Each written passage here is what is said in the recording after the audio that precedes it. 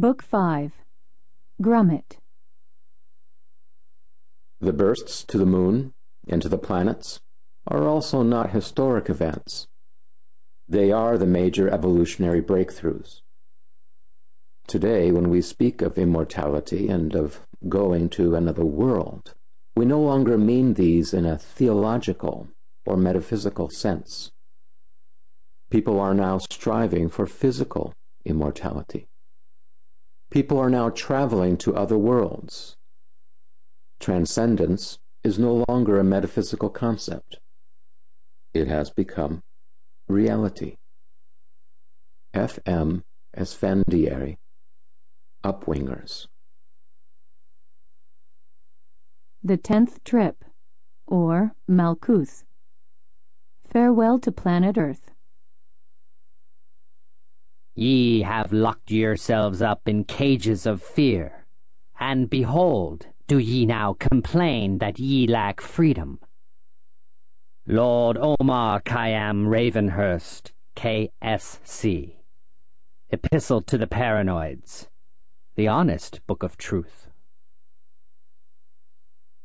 As the earth turned on its axis, and dawn reached city after city, hamlet after hamlet, farm after farm, mountain and valley after mountain and valley, it became obvious that May 1st would be bright and sunny almost everywhere. In Athens, a classical scholar waking in the small cell where certain Platonic opinions had landed him felt a burst of unexpected hope and greeted Helios with rolling syllables from Sappho crying through the bars, "Brodadactylos Ios!" Birds, startled by the shout, took off from the jail yard below, filling the air with the flapping of their wings. The guards came and told him to shut up. He answered them gaily with "Polyplois bois thalassis." You've taken everything else away from me, but you can't take old Homer away. In Paris, the communists under the red banner and the anarchists under the black were preparing for the annual International Labor Solidarity Day, at which the usual factionalism and sectarianism would once again demonstrate the absolute lack of international labor solidarity. And in London, Berlin, 1,000 cities, the red and the black would wave, and the tongues of their partisans would wag, and the age-old longing for a classless society would once again manifest itself, while in the same cities an older name and an older purpose for that day would be commemorated in convent after convent and school after school, where verses, far older than the name of Christianity, were sung to the Mother of God. Queen of the Angels, Queen of the May. In the United States, alas, the usual celebrations of National Law Day had to be canceled since the rioting was not quite ended yet. But everywhere, in Asia and Africa, as in Europe and the Americas, the members of the oldest religion were returning from their festivals, murmuring "Blessed be" as they parted, secure in their knowledge that the Mother of God was indeed still alive and had visited them at midnight, whether they knew her as Diane, Dan, Tan, Tana, Shakti, or even Urzuli. Queen of the Angels, Queen of the May. In Nairobi, Nkrumah Fubar picked up his mail from a friend employed at the post office. To his delight, American Express had relented and corrected their error, crediting him with his February 2nd payment at last. This was, to his thinking, big magic, since the notification had been mailed from New York even before he began his geodesic spiels against the president of American Express on April 25th. Obviously, such retroactive witchcraft was worthy of further investigation, and the key was the synergetic geometry of the Fuller tetrahedron, in which he had kept his mannequin during the spellcasting. Over breakfast, before leaving for the university, he opened Fuller's No More Second-Hand God, and again grappled with the arcane mathematics and metaphysics of omnidirectional halo. Finishing breakfast, he closed the book, shut his eyes, and tried to visualize the Fuller universe. The image formed, and to his amazement and amusement, it was identical with certain symbols an old Kikuyu witch doctor had once drawn when explaining the doctrine of fan-shaped destiny to him. As the book closed in Kenya, the drums of the Orabi stopped abruptly. It was 1 a.m. there, and the visiting anthropologist, Indul Ring, immediately asked how the dancers knew the ceremony was finished. "The danger is past," an old Hopi told him patiently. "Can't you feel the difference in the air?" Saul, Barney, and Markoff Cheney were racing toward Las Vegas in the rented Brontosaurus, while Dillinger was leisurely driving back toward Los Angeles. In Honolulu, as the clock struck 9 the previous evening, Buckminster Fuller, trotting between airplanes, suddenly caught a glimpse of a new geodesic structure fully incorporating omnidirectional halo. And after a 4-hour flight eastward, landing in Tokyo at the same time he left Honolulu, he had a detailed sketch finished. It looked somewhat fan-shaped, as the no-smoking fasten seatbelt sign flashed. It was 4 a.m. in Los Angeles, and Dillinger, safely home, he thought, heard the gunfire dying out in the distance. The president must already be withdrawing the National Guard, at least in part, he thought. The phone by Rebecca's bed rang just then, 8 o'clock New York time, and she answered it to hear Molly Muldoon shout excitedly, "Saul and Barney are on TV! Turn it on! They've saved the country!" In Las Vegas, Barney blinked under the TV lights and stared woodenly into the camera, while Saul kept his eyes on the interviewer and spoke in his kindly family doctor persona. "Would you tell our viewers, Inspector Goodman, how you happen to be looking in Lehman Caves for the missing man?" The interviewer had the professional tone of all TV newscasters. His intonation wouldn't have changed if he'd been asking, "And why did you find our sponsor's product more satisfactory?" Or, "How did you feel when you learned you had brain cancer?" Saul's tone was neutral, descriptive, but in New York, Rebecca's heart skipped a beat. This was the new Saul talking, the one who was no longer on the side of law and order. "So you just asked yourself, where's a good-sized hole near Las Vegas?" That was all there was to it, yes. "The American people will certainly be grateful to you. And how did it happen that you got involved in this case? You're with the New York Police Department, aren't you?" How will he answer that one? Rebecca wondered. Just then the phone rang. Turning down the TV sound, she lifted the phone and said, Yes. I can tell by your voice you're the kind of woman who fully meets the criteria of my value system, said August Personage. I want to lick your ass and your pussy and have you piss on me and... "Well, that's a most amazing story, Inspector Goodman," the interviewer was saying. Oh, hell.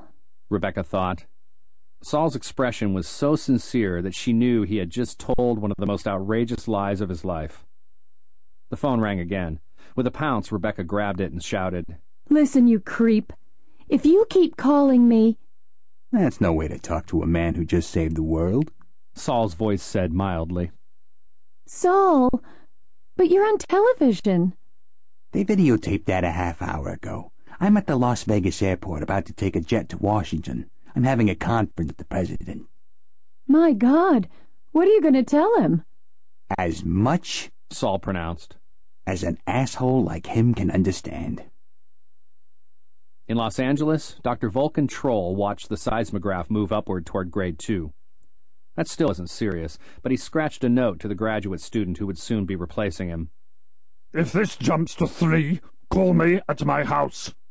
Then he drove home, passing Dillinger's bungalow, humming happily, thankful that the rioting was ending and the guard was being withdrawn. At the lab, the graduate student, reading a paperback titled Carnal Orgy, didn't notice when the graph jumped past 3 and hit 4. Danny Price-Fixer, waking in Ingolstadt, glanced at his wristwatch. Noon. My God, he thought. Sleeping so late was a major sin in his system of morality. Then he remembered a little of last night, and smiled contentedly, turning in the bed to kiss Lady Velcour's neck. A huge black arm hung over the other shoulder, and a black hand, limp in sleep, held her breast. My God! Danny said out loud, remembering more, as Clark Kent sat up groggily and stared at him. Smiling Jim Treponema, at that moment, was navigating a very dangerous pass in the mountains of Northern California. Strapped to his back was a 6mm Remington Model 700 bolt-action rifle with 6-power Bushnell telescope. A canteen of whiskey was hooked to one side of his belt, and a canteen of water to the other. He was perspiring from labor, in spite of the altitude, but he was one of the few happy people in the country, since he had been nowhere near a radio for 3 days and had missed the whole terror connected with anthrax, leprosy, pie plague, the declaration of martial law, and the riotings and bombings. He was on his yearly vacation, free from the sewer of smut in which he was submerged 49 weeks of the year, the foulness and filth in which he heroically struggled daily, risking his soul for the good of his fellow citizens. and he was breathing clean air and thinking clean thoughts. Specifically, as an avid hunter, he had read that only one American eagle still survived, and he was determined to be immortalized in hunting literature as the man who killed it. He knew well, of course, how ecologists and conservationists would regard that achievement, but their opinions didn't bother him. A bunch of fags, commies, and smutnuts. That was his estimate of those bleeding heart types. Probably smoked dope, too. Not a man's man among them. He shifted his rifle, which was pressing his sweat-soaked shirt uncomfortably, and climbed onward and upward. Mama Sutra stared at the central tarot card in the Tree of Life. It was the Fool. Pardon me, the little Italian tree said. This is getting ridiculous, Fish and Chips muttered. I don't intend to spend the rest of my life in conversation with trees. I am a tree worth talking to. The dark-skinned tree with her hair in a bun persisted. He squinted. I know what you are, he said finally. Half tree and half woman, ergo a dryad. Benefit of classical education. Very good, said the dryad. But when you stop dripping, you're going to crash. You'll remember London and your job, and you'll wonder how you're going to explain the last month to them. Somebody stole a month from me. Chips agreed pleasantly. A cynical old swine named the Dalai Lama, or another fella named Toad. Bad lot. Shouldn't go around stealing months. The tree handed him an envelope. Try not to lose that, she said. It'll make everybody in your office so happy that they'll accept any story you make up to explain how it took you a month to get it. What is it? The name of every bugger agent in the British government, together with the false names they use for the bank accounts where they keep all the money they can't account for, and the account numbers and the names of the banks, too, in one nice package. All it needs is a red ribbon. I think my leg is being pulled again, said Chips, but he was coming down, and he opened the envelope and peered at the contents. This is real? He asked. They won't be able to account for the money, the tree assured him. Some very interesting confessions will be obtained. Who the devil are you? Chips asked, seeing a teenage Italian girl and not a tree. I'm your holy guardian angel, she said. You look like an angel, Chips admitted grudgingly. But I don't believe any of this. Time travel, talking trees, giant toads, none of it. Somebody slipped me a drug. Yes, somebody slipped you a drug. But I'm your holy guardian angel, and I'm slipping you this envelope, and it'll make everything all right back in London. All you have to do is make up a halfway reasonable lie. I was held prisoner in a bugger dungeon with a beautiful Eurasian love slave. Chips began improvising. Very good, she said. They won't believe it, but they'll think you believe it. That's good enough. Who are you, really? But the tree only repeated, Don't lose that envelope, and walked away, turning into an Italian teenager again, and then into a gigantic woman carrying a golden apple.